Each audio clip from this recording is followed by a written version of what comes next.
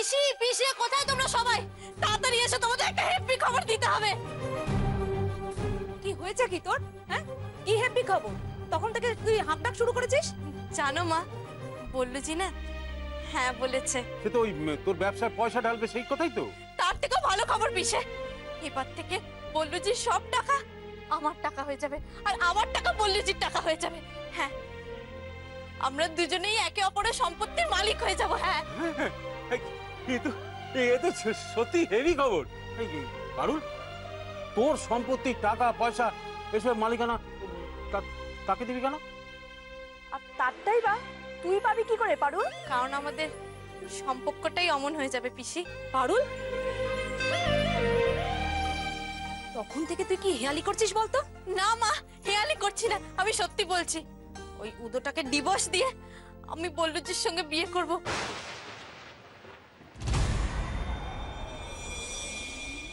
বল্লুজি আমাকে লভু করেন, তাই উনি মন থেকে বলেছেন আমাকে বিয়ে করবেন। বল্লুজির সাথে বিয়ে?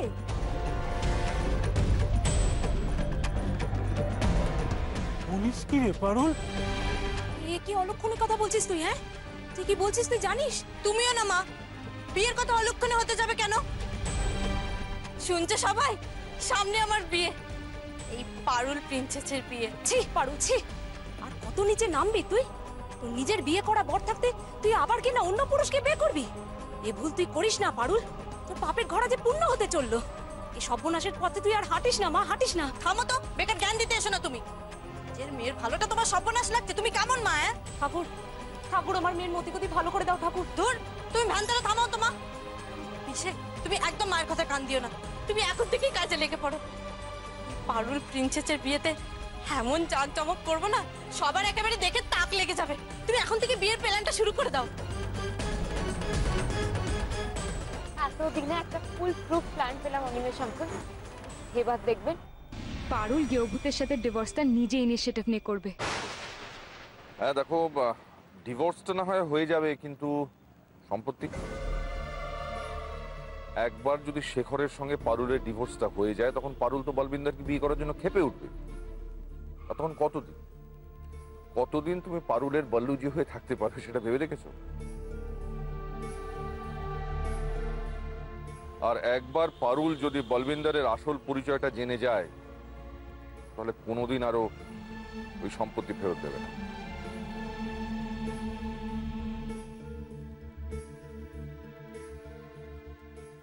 থাকবে, সব থাকবে, একটা বিয়েতে যা যা হয় সমস্তটা থাকবে।